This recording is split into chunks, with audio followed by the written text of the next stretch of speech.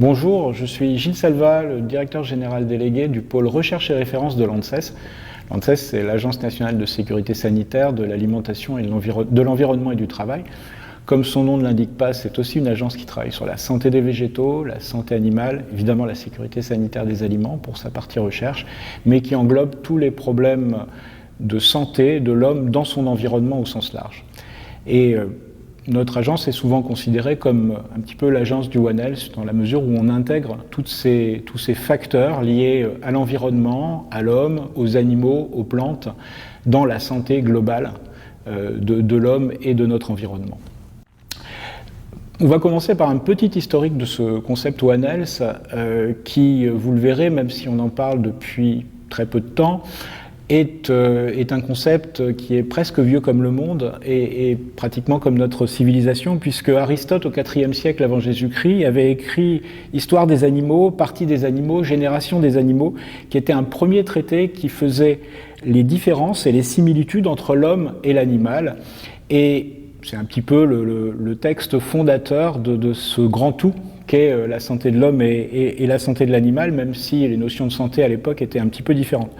On va faire un grand saut dans le temps, et en 1964, un médecin qui s'appelle Calvin Schwab a écrit un premier livre qui s'appelait Veterinary Medicine and Human Health, la médecine comparée, une seule médecine. Donc où il y avait déjà les prémices d'une seule santé entre l'homme et l'animal, mais si j'avais été un peu moins court dans l'histoire, on peut dire qu'Ambroise Paré a beaucoup utilisé les animaux pour essayer de comprendre l'anatomie de l'homme, et de la même façon, Claude Bernard, quand il a fondé les bases de la physiologie, a fait beaucoup de biologie comparée entre l'homme et l'animal. Le fondateur moderne de ce concept One Health, c'est au début des années 2000, un épidémiologiste suisse qui s'appelle Jakob Zinsstag, qui a écrit un livre sur la coopération entre le monde vétérinaire et le monde de la santé humaine pour renforcer les systèmes de santé d'une manière générale. Jakob Zinsstag est un épidémiologiste qui travaillait beaucoup sur les maladies dans les pays émergents, et notamment les maladies zoonoses qui se transmettaient entre l'homme et l'animal. Et ce concept, One Health, a été repris par l'OMS, la FAO, et l'Organisation mondiale de la santé animale, qu'on appelle l'OMSA maintenant, qui s'appelait avant l'Office international des épizooties, comme concept fondateur de la collaboration entre ces grandes agences de l'Organisation des Nations Unies.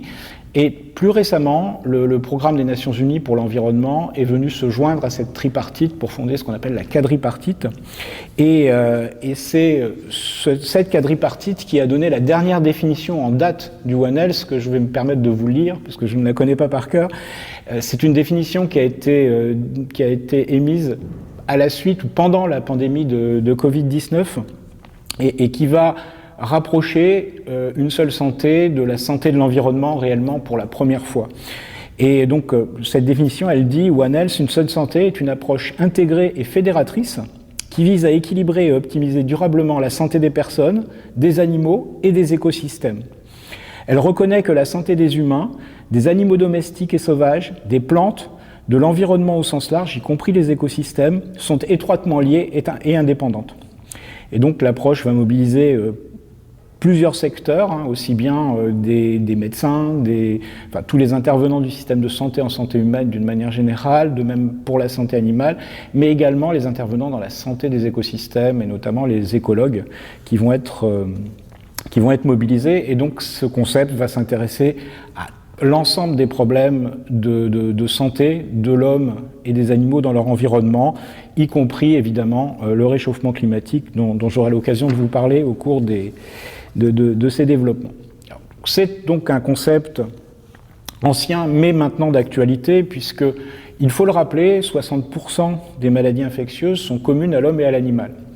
Et 75% des maladies émergentes sont des maladies qui viennent du monde animal et qui émergent chez l'homme. Donc c'est vraiment quelque chose d'ancré qui devrait être ancré dans les systèmes de santé. Et je dirais que c'est pas quelque chose de nouveau, puisque quasiment cette interpénétration entre la santé animale et la santé humaine, elle a commencé au néolithique avec la domestication des animaux. Et des publications récentes, par exemple, qui sont sorties sur les salmonelles, qui sont des zoonoses alimentaires, très fréquentes, à peu près 250 000 cas par an en France. Les salmonelles, on sait à travers des études de paléontomicrobiologie, quand on a été rechercher des fossiles de bactéries dans des fossiles humains ou animaux, on a pu montrer, grâce au séquençage de ces fossiles, que les salmonelles avaient coévolué entre les animaux domestiques et l'homme au cours des siècles, depuis le néolithique, donc depuis la domestication. Et c'est donc notre proximité avec le monde animal qui va faire qu'on a cette interpénétration. Alors ensuite, comment maintenant, à l'heure actuelle, cette interpénétration entre le monde animal et le monde des hommes, elle va se concrétiser par éventuellement des émergences. Je vais essayer de vous en donner quelques exemples. Mais ce qui est sûr, c'est qu'à chaque fois que l'homme met le pied dans un système de biodiversité relativement préservé jusqu'alors, on prend ce risque d'émergence de maladies. Alors, les systèmes d'élevage intensif, par exemple, peuvent contribuer à amplifier ces émergences. Mais la plupart du temps, c'est vraiment l'émergence de l'homme, si j'ose dire, enfin en tout cas la pénétration de l'homme dans des espaces vierges, notamment dans les forêts primaires, qui va être responsable des premiers passages qui vont ensuite ou non devenir des épidémies, puis, si ça se répand à l'échelle mondiale, des pandémies. Et donc, alors qu'est-ce que c'est que ces intrusions de l'homme dans la biodiversité ? C'est chaque fois qu'on va être amené à faire des opérations de déforestation massive dans les forêts primaires. Alors ça peut être très directement lié au monde de l'élevage. C'est le cas, par exemple, quand on veut produire plus de soja dans des pays de la bande intertropicale pour fournir du soja pour l'alimentation animale, essentiellement, mais pas seulement, aussi pour l'alimentation humaine. Et donc là, on va avoir une déforestation massive qui va faire que des espèces de la forêt primaire vont se retrouver en contact avec l'homme. C'est aussi, et on y pense souvent un petit peu moins, lorsqu'on va exploiter des ressources minières dans ces forêts primaires. Alors on pense tout de suite aux mines d'or. Certes, les orpailleurs ont leur rôle à jouer dans le potentiel dans les émergences, puisqu'ils vont créer des petites cités, des petites communautés en faisant de la déforestation et en changeant la biologie des espèces qui vont se rapprocher de l'homme, notamment certaines espèces de chauves-souris. Mais à l'heure actuelle, je dirais que les plus grandes prédations sur les forêts primaires en termes de mines, c'est surtout pour les terres rares, toutes celles qui nous servent, le coltan par exemple, celles qui nous servent à fabriquer les batteries de nos téléphones portables par exemple, ou un certain nombre de composants électroniques, où là on va avoir par exemple dans les forêts d'Afrique, au Congo, des mines gigantesques qui poussent en quelques mois. Et donc en quelques mois, on va avoir à la fois une déforestation, une colonisation par l'homme d'un territoire qui était jusque-là un territoire vierge, avec un changement de comportement des espèces sauvages qui ont une très grande biodiversité de virus qu'elles peuvent entretenir en leur sein, notamment les espèces sauvages de chauves-souris. C'est aussi le cas quand on implante des élevages dans ces zones-là. Et l'exemple le plus récent de ça, c'est il y a une vingtaine d'années, la Malaisie, par exemple, a voulu implanter des élevages de porcs, alors que la Malaisie est plutôt un pays musulman, et donc ils ont implanté des élevages de porcs en zone tropicale, dans la forêt tropicale pour l'exportation, et on s'est retrouvé avec de grands élevages de porcs, avec des porcs en semi-liberté, qui étaient au contact de chauves-souris frugivores, qui ont consommé des fruits qui avaient été grignotés par ces chauves-souris, lesquels contenaient un virus qui s'appelle le virus Nipah, qui est un virus de fièvre hémorragique. Les porcs ont attrapé le virus Nipah, l'ont transmis à l'homme, et le Nipah est devenu une maladie de l'homme. Alors heureusement, avec une épidémiologie un petit peu particulière en termes de transmission, qui fait qu'on n'est pas actuellement sur une pandémie de Nipah, mais il reste encore des foyers importants, notamment très récemment au Bangladesh, où des jus de dattes qui étaient souillés par du guano de chauve-souris ont été à l'origine de contamination humaine par le virus Nipah. Donc chaque fois qu'on rentre en contact, direct ou indirect, avec ces espèces sauvages qui recèlent une grande biodiversité de virus, on a ce risque d'émergence. Alors parmi les autres facteurs d'émergence, on peut évidemment citer le réchauffement climatique, puisque, alors, notamment en ce qu'il va entraîner un déplacement des vecteurs du sud vers le nord, hein, donc vecteurs qui peuvent être des moustiques.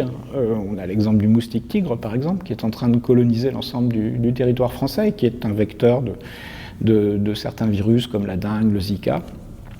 On a aussi l'exemple, on y pense un peu moins, des tiques.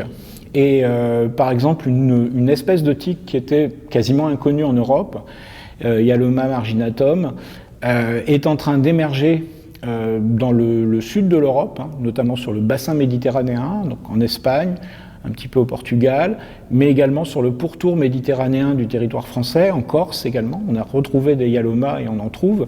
Qu'est-ce qu'elle a de particulier, cette tique? Eh bien, c'est le vecteur d'une fièvre hémorragique qui s'appelle la fièvre hémorragique de Crimée-Congo, qui, comme son nom l'indique, a émergé plutôt en Crimée et plutôt en Afrique.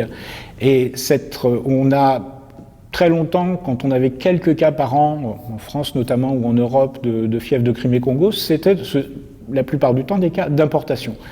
Depuis 2008, on a constaté des cas autochtones, notamment en Espagne, pour le moment pas en France, mais on sait que la tique Hyaloma circule en France et que peut-être demain, on aura des cas de fièvre hémorragique de Crimée-Congo autochtone en France. Il suffit pour ça qu'à un moment donné, la tique rencontre un hôte porteur de ce virus, ou qu'une tique porteuse de ce virus soit transportée par un hôte, et qu'elle puisse se reproduire et qu'on ait ce cycle de transmission qui se mette en place. Donc c'est vraiment des sujets de préoccupation en termes d'émergence qui sont très directement liés au réchauffement global, hein, et aux changements globaux du climat, qui vont entraîner cette progression de certains vecteurs du sud vers le nord.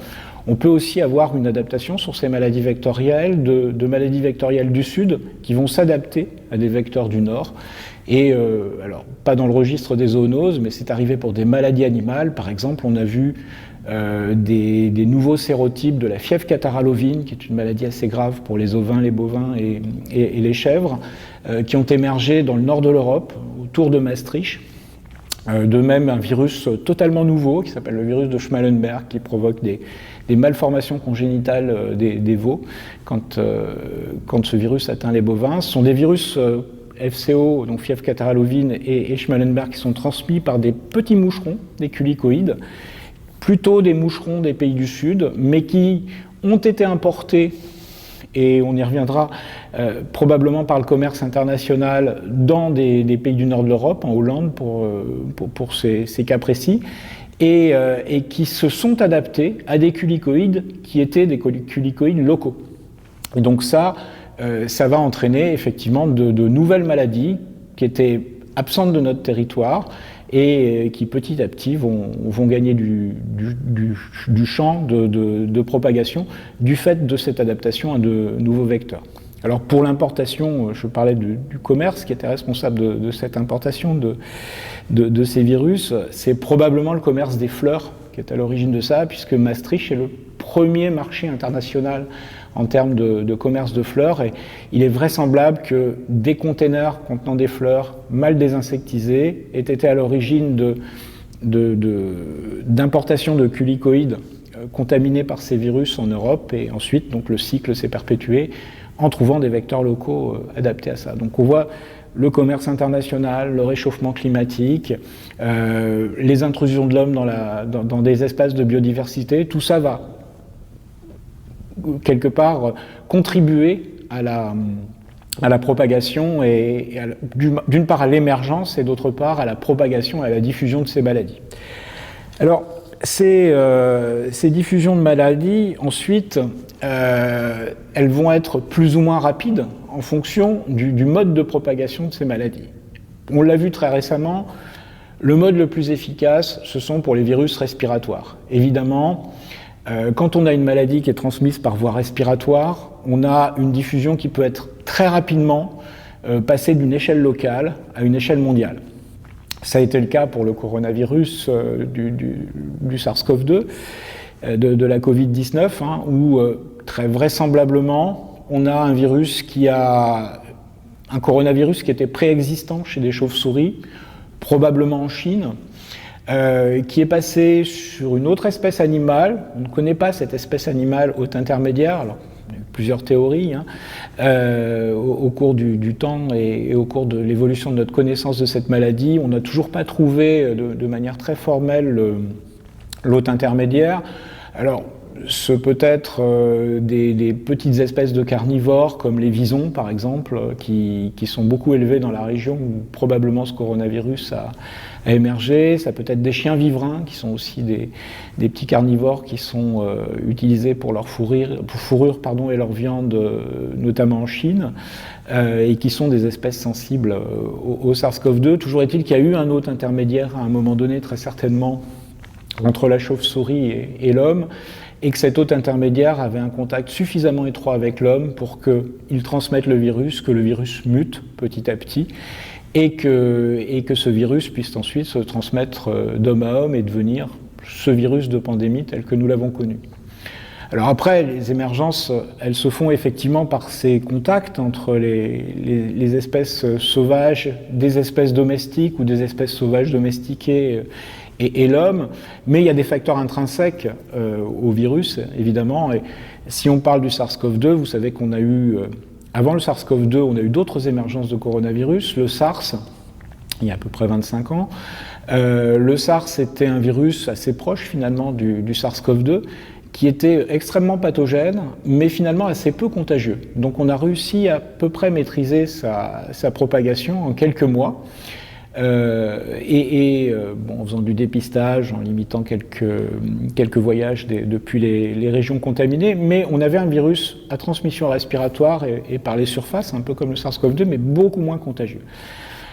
Pourquoi était-il moins contagieux ? Eh bien, c'est lié à quelques dizaines d'acides aminés sur sa protéine, ce qu'on appelle la protéine spike, protéine de spicule, qui est celle qui permet, c'est un peu la clé qui permet d'ouvrir la serrure d'entrée dans les cellules qui sont infectées. Et cette protéine spike sur le virus SARS était une protéine qui ne pouvait pas se couper en deux, qui n'avait pas ce qu'on appelle un site de clivage. En fait, dans ces protéines de coronavirus, on a deux protéines qui sont assemblées par un site de clivage. Quand on n'a pas ce site de clivage, la protéine est assez grosse en fait, et la clé d'entrée n'est pas très très bonne pour rentrer dans les cellules, donc on a un virus moins contagieux. Ensuite, on a eu un autre virus qui s'est transmis des chauves-souris aux chameaux dans un certain nombre d'oasis au Moyen-Orient. Et c'est le virus MERS, le Middle East Respiratory Syndrome. Et ce virus-là, il était un petit peu plus contagieux, mais finalement pas suffisamment contagieux pour faire une pandémie mondiale. Et il avait déjà un site de clivage avec quelques acides aminés. Et la grosse différence avec le coronavirus du SARS-CoV-2, de ce point de vue-là, parce qu'il y a d'autres différences évidemment, c'est que le SARS-CoV-2, lui, a un site de clivage de cette protéine qui permet l'entrée du virus dans la cellule, qui est beaucoup plus grand, qui fait 10 à 12 acides aminés, et sur lequel il peut y avoir pas mal de mutations en plus, qui expliquent un certain nombre des changements de ce virus. Mais toujours est-il que ce virus se clivant très facilement, c'est un virus qui est devenu très contagieux. Et c'est probablement ces mutations successives, alors le MERS n'est pas à l'origine du SARS-CoV-2, c'est sûrement un autre virus qui était le virus ancêtre, mais c'est ces mutations successives en fait qui ont été responsables de la très forte contagiosité de ce virus et du fait que cette épidémie, locale probablement au départ, est devenue une pandémie. Alors, le fait que ça devienne une pandémie, c'est lié très bien évidemment au fait que les hommes et les femmes voyagent beaucoup dans le monde. L'émergence de ces coronavirus, les trois que je vous ai cités, le SARS, le MERS et le SARS-CoV-2, on peut penser que c'est une opportunité que ces virus ont eue au XXe siècle du fait de nos modes de vie, etc. Il ne faut pas croire que cette émergence elle est isolée dans l'histoire, puisque des émergences de coronavirus, on en a quelques antécédents, notamment un qui est maintenant assez bien décrit. À la fin du XIXe siècle, on a eu une pandémie qu'on a pensé à un moment, très longtemps d'ailleurs, être une pandémie grippale, c'était aux alentours de 1889. l'hiver 1889-1890. Et en fait, on s'est rendu compte avec des études historiques, retrouvant un petit peu les patients qui avaient été atteints à l'époque, enfin leur squelette en tout cas, etc. On a montré que c'était cette pandémie qui était soi-disant de grippe était une pandémie liée à un coronavirus qui est actuellement un de nos coronavirus des rhumes saisonniers, qu'on appelle OC43. Donc, qui est devenu un coronavirus humain. Mais ce coronavirus OC43 était au départ un coronavirus de bovins. Et il a été transmis à la fin du 19e siècle des bovins à l'homme. Il s'est adapté à l'homme et l'homme étant naïf du point de vue immunitaire, n'ayant jamais été en contact avec ce coronavirus, on a eu une pandémie avec ce coronavirus. Tout ça pour dire que ces émergences, elles arrivent le plus souvent dans les zones intertropicales où on a une grande biodiversité et d'animaux et de virus chez ces animaux, mais elles peuvent aussi apparaître chez nous avec nos propres virus, les virus de nos animaux domestiques. Et donc, il convient d'être extrêmement prudent par rapport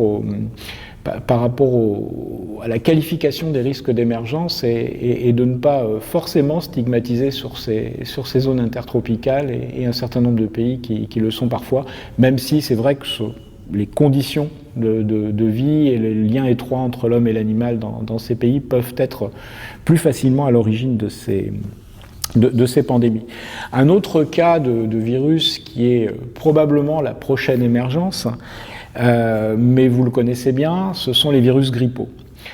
Pourquoi les virus grippaux ? Eh bien, parce que les virus grippaux ont un système de génétique un petit peu plus compliqué que les coronavirus. Les coronavirus ont simplement un brin d'ARN pour coder l'ensemble de leur message génétique. Les virus grippaux sont des virus segmentés, toujours des virus à ARN, ce sont ceux qui mutent le plus. Les virus grippaux donc, sont des virus segmentés et tous les virus grippaux connus, chez les hommes, chez les animaux, sont des virus qui ont 8 segments de génome qui chacun code pour une protéine. Alors pourquoi est-ce important cette notion de segment ? Parce que les virus grippaux, on sait qu'ils peuvent muter. Et la meilleure preuve de la mutation régulière et continue de ces virus grippaux, c'est le fait qu'on soit obligé d'adapter les vaccins d'une année sur l'autre, parce que même si c'est toujours un H3N2 qui circule, par exemple, de son petit nom, dans la population humaine, d'une année sur l'autre, des mutations vont arriver qui vont faire que petit à petit, on a ce qu'on appelle un glissement antigénique en fait, et le virus qui circule même en fin de saison grippale est plus tout à fait le même que celui du début de la saison grippale, et c'est pour ça qu'on a souvent des pics de grippe au mois de février, en fin de saison grippale, parce que les gens, même ceux qui sont vaccinés, sont un petit peu moins bien protégés et donc vont faire une petite grippe, et pas forcément très très symptomatique, mais vont être en contact avec des mutants de ce virus. Alors ça, c'est un premier mécanisme, la mutation, d'adaptation de ces virus et d'échappement au système immunitaire. Comme ce sont des virus segmentés, il y a un deuxième mécanisme qui est important, c'est ce qu'on appelle le réassortiment. Alors qu'est-ce que c'est qu'un réassortiment en fait ? Eh bien, on peut comparer ça à un jeu de poker. Vous avez deux virus différents qui vont infecter le même hôte. Alors ça peut se passer avec, par exemple, des virus d'oiseaux qui vont infecter un cochon, parce que les cochons ont des récepteurs pour les virus des oiseaux et pour les virus de l'homme, et pour les virus des cochons évidemment. Et donc un cochon va pouvoir être co-infecté par un virus d'oiseau et un virus humain, ou un virus de cochon. Et là, en fait, on a un petit peu comme dans le cadre d'un jeu de poker, vous avez toute une série, donc le virus des oiseaux, c'est une série du 7 à l'as, à carreau. Vous avez le virus du cochon ou de l'homme qui est une série du 7 à l'as à trèfle. Et quand ces deux virus vont infecter une même cellule, il va ressortir une série. Pour que ça fonctionne, il faut que la série ressorte du 7 à l'as. Par contre, on peut avoir un mélange de trèfle et de carreau. Et là, c'est ce qu'on appelle un réassortiment, en fait. C'est des segments entiers de virus qui vont se substituer à d'autres et qui vont, de fait, produire un virus tout neuf. La plupart du temps, il ne se passe rien, parce que ce virus tout neuf, il est moins bien adapté à l'homme, au cochon, aux volailles. Et donc, en fait, il va pas se multiplier de façon très intense. Et de temps en temps, il y a un réassortant qui va être plus particulièrement adapté à une espèce animale. Il va émerger, donc, par exemple, chez le cochon. où il va émerger chez l'homme. Et c'est ce qui s'est passé par exemple en 2009 avec le virus H1N1, qu'on appelle le virus H1N1 pandémique maintenant, qui est en fait une mosaïque de gènes dont certains viennent de virus de cochon, d'autres de virus de volaille et d'autres de virus humains. Et on a créé un nouveau virus, H1N1, qui ne circulait pas auparavant dans les populations humaines, qui a touché en particulier les jeunes. Pourquoi les jeunes? Parce que les gens qui étaient nés avant 1958 avaient connu un autre H1N1 qui circulait jusqu'en 1958 et donc avaient une mémoire immunitaire de ce virus. Et donc c'est une pandémie qui a été beaucoup moins grave que d'autres pandémies grippales.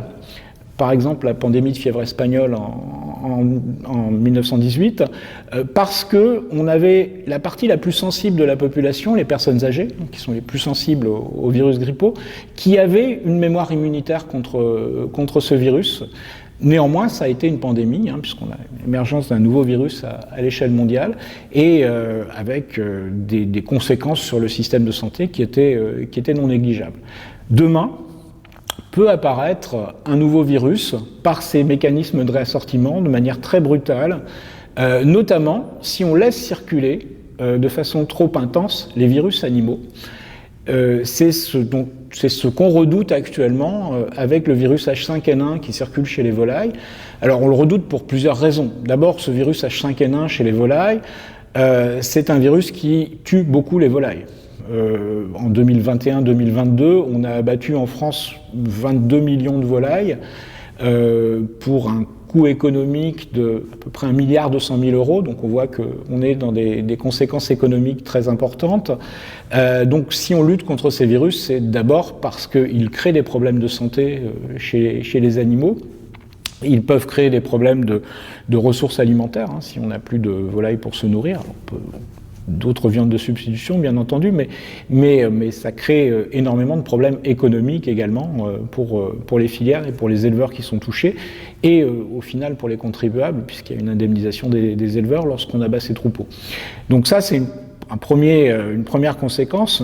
Une autre conséquence possible, c'est que ces virus, si on les laisse circuler de façon très intense chez les volailles, vont muter, vont trouver d'autres virus en co-infection, alors pourquoi pas chez des cochons, mais pourquoi pas aussi chez l'homme, les éleveurs sont exposés, et vont trouver d'autres virus et vont pouvoir mélanger leurs gènes avec ces autres virus sur le mécanisme de réassortiment que je vous ai expliqué au préalable, et on peut voir apparaître un virus qui va être mieux adapté aux mammifères, par exemple, dans un premier temps, puis pourquoi pas un virus mieux adapté à l'homme qui pourrait être un bon candidat pour une future pandémie, sachant qu'il n'y a pour le moment jamais eu de pandémie à virus H5 chez l'homme, et que du coup les êtres humains d'une manière générale n'ont pas d'anticorps contre ces virus H5. Donc ça, c'est un vrai risque.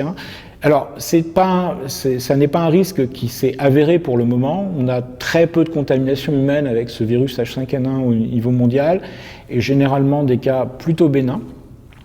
Par contre, sur ce risque de réassortiment, il est déjà apparu, puisque au mois de juin 2021, on a détecté en France, c'est une des équipes de l'ANSES qui l'a détecté, un virus réassortant entre ces virus qui circulaient chez les volailles domestiques et au départ dans la faune sauvage, plutôt chez des canards dans la faune sauvage, des canards et des oies. Ce virus H5N1 qui circulait chez les canards et les oies, puis chez les canards domestiques, a rencontré un virus faiblement pathogène qui circulait de manière naturelle chez les laridés, donc les goélands et les mouettes, et a réassorti avec ce virus de l'aridé. Et ce virus, qui est toujours un H5N1, a commencé à circuler, et on a vu ce virus commencer à infecter un élevage de visons en Espagne, donc première adaptation aux mammifères. Et plus proche de nous, c'est un virus qui a été à l'origine de la mortalité de 3 renards dans une forêt de Seine-et-Marne. Donc on voit que le danger se rapproche. Et alors c'est pas un hasard que ça ait eu lieu, cette mortalité de renards ait eu lieu en Seine-et-Marne, parce que dans le même temps, on avait énormément de mortalité de mouettes et de goélands dans la région parisienne, dans toute la vallée de la Seine, en fait, depuis l'estuaire de la Seine jusqu'à la région parisienne, et probablement que ces renards qui sont parfois des espèces qui consomment des animaux malades ou des cadavres frais, ont été en contact par ces mouettes mortes avec ce virus qui est encore un virus des oiseaux, au sens où il n'a pas les mutations d'adaptation aux mammifères, en tout cas pas toujours, mais ça reste un virus qui peut passer directement des oiseaux aux mammifères, et donc ça c'est un sujet de préoccupation. Donc simplement, tout ça pour dire que ces émergences qui sont liées à des tas de facteurs qu'on rencontre souvent dans les zones intertropicales, ces émergences, elles peuvent aussi avoir lieu chez nous, et elles peuvent avoir lieu avec les virus qui circulent chez nous, et notamment les virus grippaux, et il faut bien le dire, la grippe est probablement un très bon candidat pour être la prochaine pandémie. La question n'est pas de savoir si, la question est de savoir quand, et ça on ne peut pas le prédire parce que tout ça est lié à des phénomènes aléatoires de rencontres entre des virus chez un même hôte, dans une même cellule, et donc c'est extrêmement difficile à modéliser et à prédire évidemment. Par contre, on sait prédire les fréquences de mutation chez ces virus, et c'est même ça qui nous sert à dire que tel virus qui contaminait telle ferme, a ensuite contaminé telle autre, etc. Et on arrive par les toutes petites mutations qui apparaissent au cours de la réplication des virus, on arrive à reconstruire l'histoire naturelle du virus et ce qu'on appelle les chaînes de transmission, et à savoir quel élevage a contaminé quel autre élevage, et à peu près dans quel pas de temps, lorsqu'on séquence complètement ces virus, ce qu'on fait régulièrement pour la surveillance des espèces animales touchées. Donc on voit que ces émergences virales, elles sont probables, elles risquent d'être fréquentes, et qu'on a besoin, pour faire face à ces émergences, on pourra difficilement empêcher les émergences, encore qu'on peut prévenir. Quand on parle d'introduction de l'homme dans des espaces de biodiversité, ça on peut le prévenir. On peut essayer de mieux canaliser ces intrusions. On est quand même extrêmement démunis contre les mines sauvages, par exemple, ou l'exploitation d'essences de bois rares en forêt tropicale. Tout ça relève de choses qui ne sont pas forcément légales au niveau international, de même que le trafic lié aux mines d'or. Mais on peut éventuellement contenir un certain nombre de ces phénomènes en essayant de mieux préserver notre biodiversité. Sur le réchauffement climatique, je ne vais pas vous dire tout ce qu'on devrait faire pour limiter ce réchauffement climatique qui limiterait la migration des vecteurs, mais de façon plus simple, à notre échelle, à l'échelle d'un territoire comme l'Europe, améliorer les systèmes de surveillance des maladies animales pour essayer de prévoir un impact éventuel sur la santé humaine, alors d'abord sur la santé animale bien sûr, mais aussi sur la santé humaine, c'est quelque chose qu'on peut faire et qu'on fait évidemment et qu'on essaye encore d'améliorer. Et par exemple, surveiller les populations humaines qui sont au contact des volailles malades, lorsqu'on a des cas d'influenza aviaire chez les volailles, ça va contribuer à détecter le plus vite possible une possible émergence de ces virus grippaux dans les populations humaines, tant entendu qu'en surveillant les populations humaines les plus exposées, les éleveurs, les vétérinaires, les techniciens d'élevage, les équipes qui contribuent à l'abattage des animaux contaminés, on va cibler sur les gens les plus exposés. Donc ça, améliorer nos systèmes de surveillance, c'est quelque chose qui va dans le sens de ce concept One Health, travailler de façon très étroite entre la santé animale et la santé humaine, sachant que la surveillance des hommes, c'est des médecins qui vont la faire, mais la surveillance des animaux, c'est les vétérinaires, et améliorer la communication entre ces deux mondes, travailler la main dans la main. De ce point de vue-là, l'ANSES est une agence assez emblématique puisque le ministère de l'Agriculture, le ministère de l'Environnement, le ministère de la Santé, le ministère de la Consommation, le ministère du Travail, au sens de la santé au travail, sont nos tutelles, et on espère contribuer par ça à améliorer les systèmes de surveillance en travaillant étroitement avec nos collègues de Santé publique France pour que cette surveillance, si elle n'empêche pas une émergence, empêche au moins qu'une émergence ne devienne une pandémie. Je vous remercie de votre attention.